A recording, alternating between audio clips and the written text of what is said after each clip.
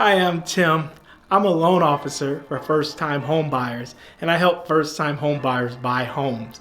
And here are some things that first-time home buyers do after they buy their home. I see a lot of them go ahead and paint their home.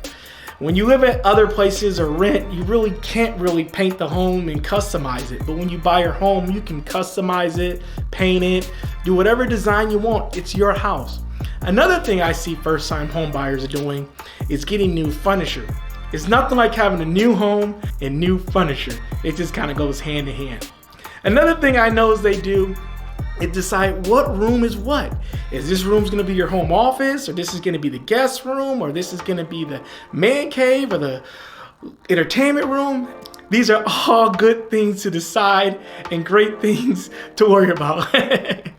And then last, what they like to do is plan their DIY projects. What projects are they gonna do by going to Home Depot and Lowe's, or maybe contract out? Thanks so much, and I'll see you next time.